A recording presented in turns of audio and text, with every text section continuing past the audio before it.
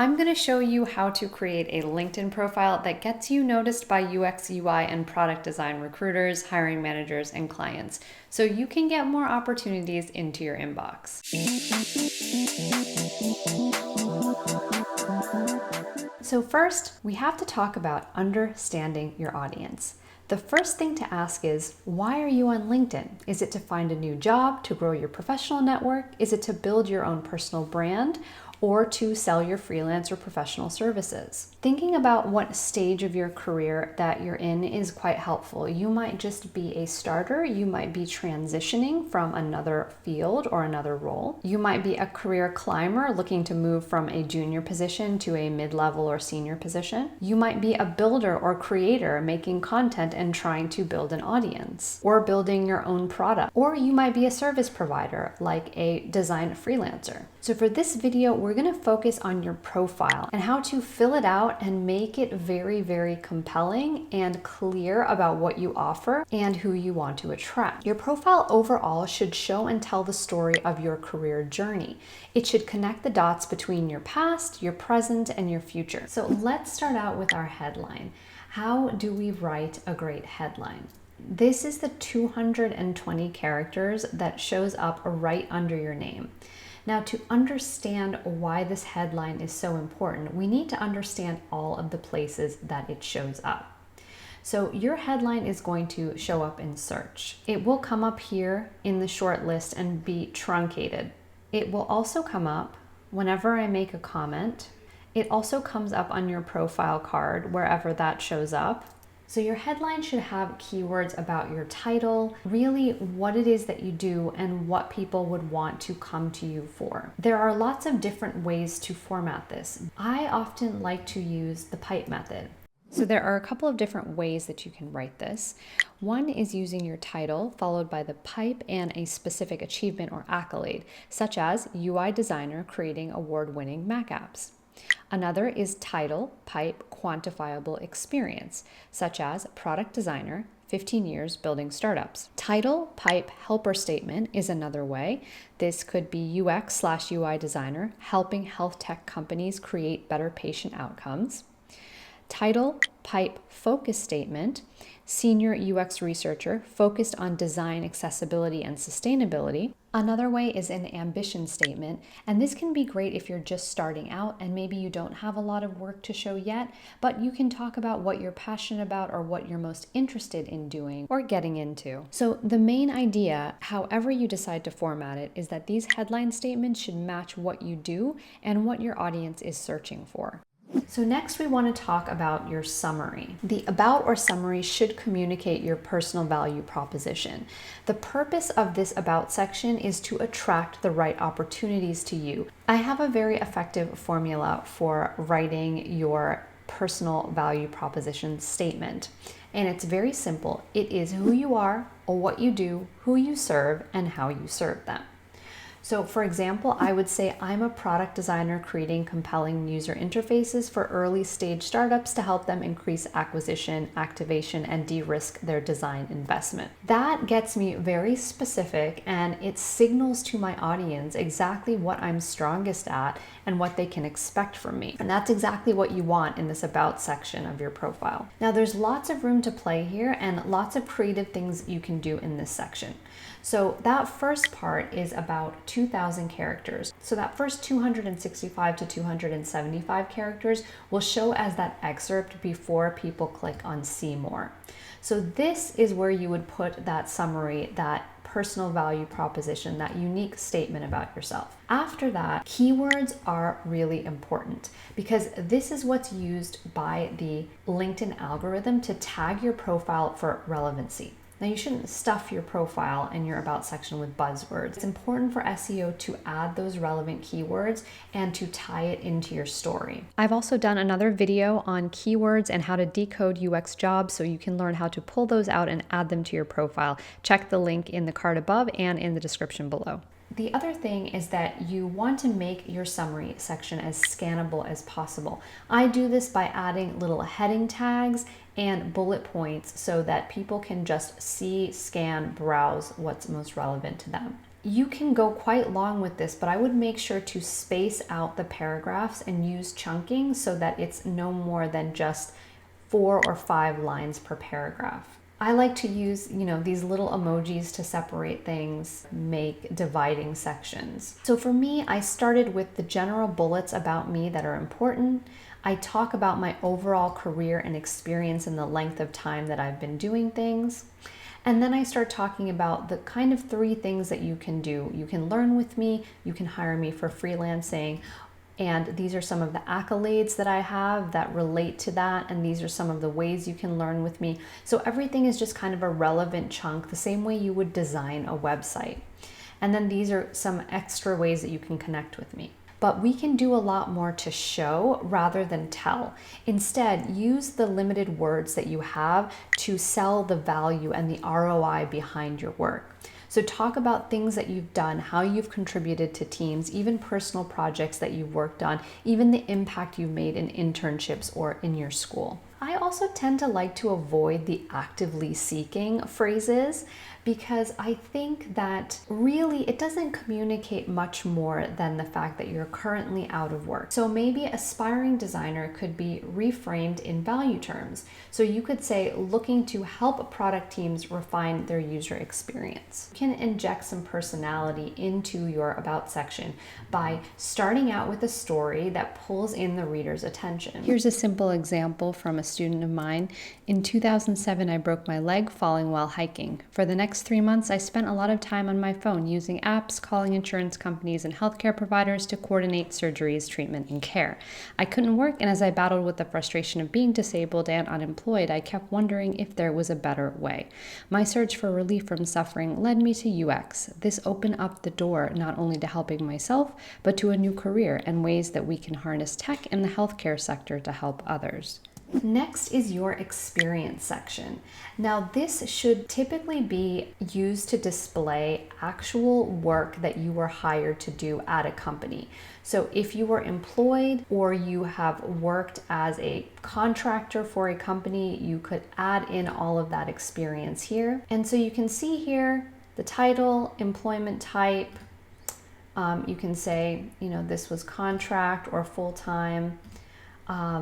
Self-employed, and the location, the industry, and then you've got 2,000 characters here to describe what you did in that role. And again, this is really important that you add as much impact and value as you can. Don't just talk about the fact that you made personas or that you did UI designs. Really focus on how that was measured and what the outcomes were in the work that you did. I always suggest adding any additional media, photos, links, or presentations that you have about this. Maybe you have a small little presentation of the work you did at this company or a project that you worked on. So adding additional media is always a good idea. And so go through and fill out all of those positions in your experience. And if you don't have any actual working paid experience just yet, well, there's some other sections for you to focus on. Next, we have education. So if you were enrolled in a university level program and you got some sort of a degree or diploma, this is where you would add it. The schools have to be one of the ones that are listed, so it needs to be an accredited university program or accredited school program, and then add in the level of degree that you got, the field of study, etc. And so if you were in any extracurricular activities or societies, this is a great place to put it, and then you have 1,000 words to add keywords, again, describing your experience there. Now, if you took an online course and you received a certificate or a license and certificates is a profile section that you can add. So if by default what you're seeing doesn't look like mine and it's missing some of these sections, you'll notice this little sticky menu at the top allows you to add a section. Something here like licenses and certificates, which is what I did, and you can also add in a course. So maybe if you've taken a course but it didn't exactly give you a certification, or you're in the middle of a course but you haven't gotten a certificate or license yet, then you can add in the course section.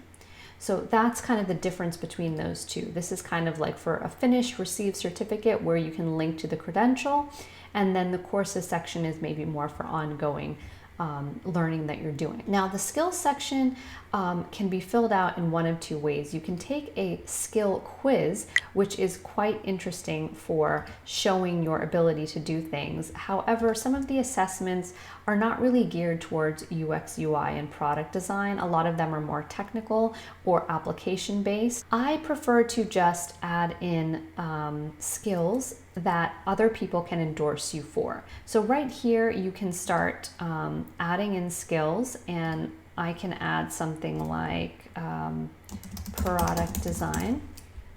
And then when that comes up, I would save that.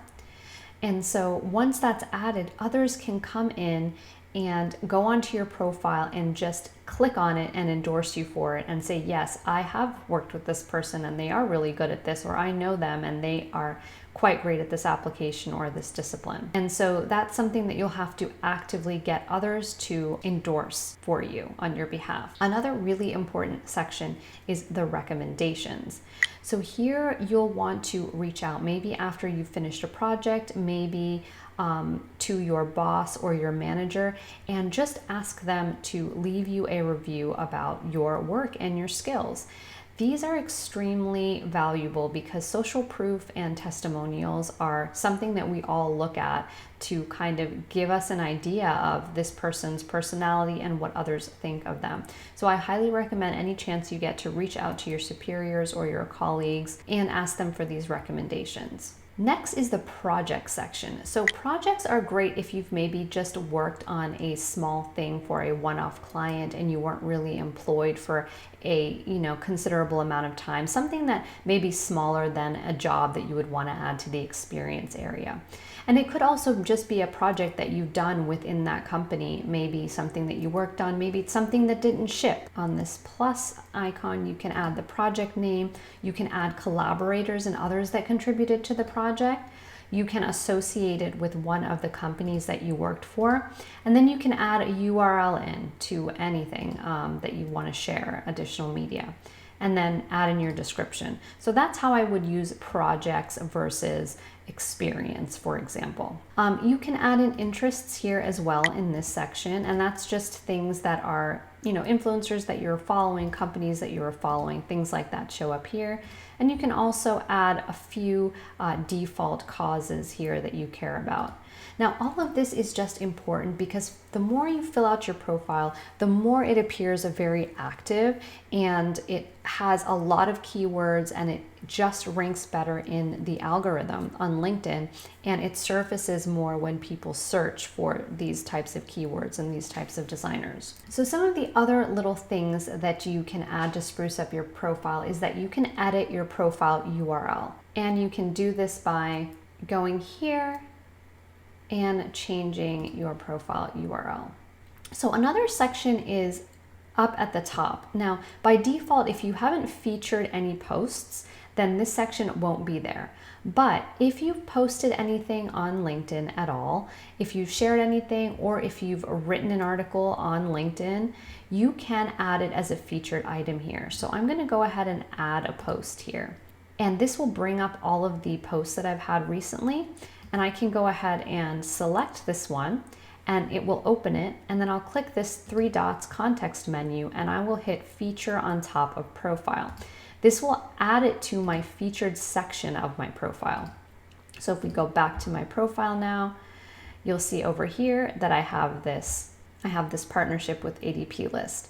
And so there's no limit to how many you can add here. You can just keep scrolling, but this is a wonderful way to highlight some of the things that you're proud of and that you just want top of mind and top of list when someone comes to your profile.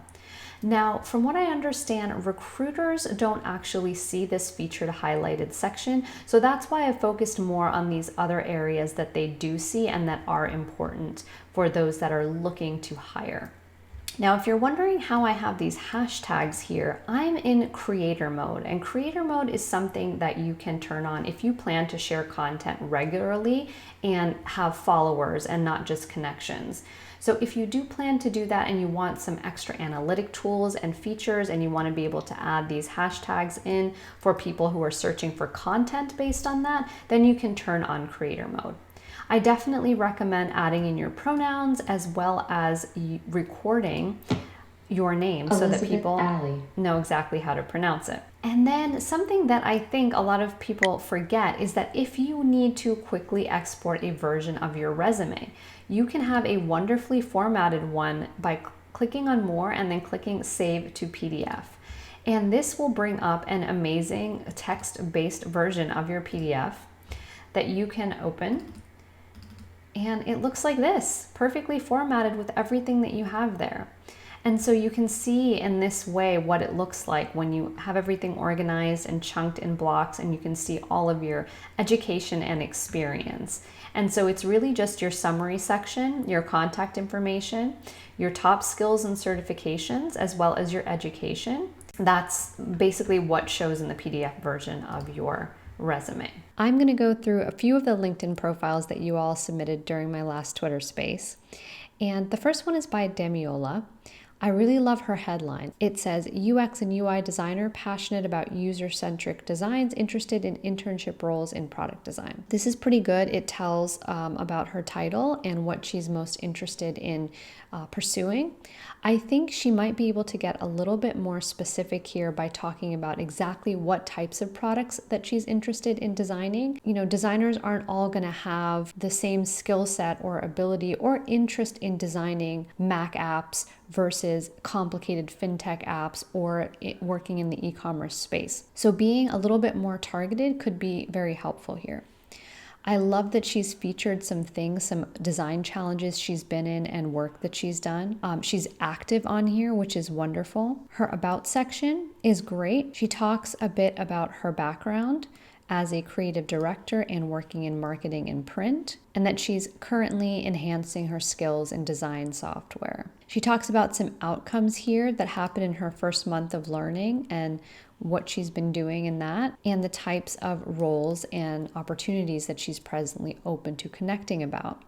So this is really good, and I'm sure Damiola, as she progresses, will add more things here, add more impact, and I would even work in a few stories if you wanted to and add in some more keywords here about how did you actually identify these user needs. She's listed her experience here as well as her education. I'd say maybe spend some time requesting some of those recommendations and reviews that we talked about, so you can add that section to your profile here and maybe talk to a mentor that you had or a professor that you had or someone you worked at one of these companies. That would really help. So next up we have Nabila. I like that she has a custom logo here that kind of shows her visual and graphic design skills. It says UX UI designer. I think this is a little vague and too short and something that so many people can say.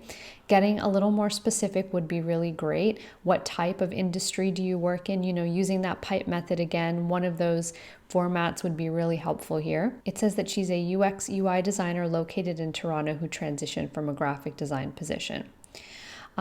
This is somewhat useful that she has all of this background in graphic design. However, I think that sometimes this can work against you when that's the first thing that you focus on.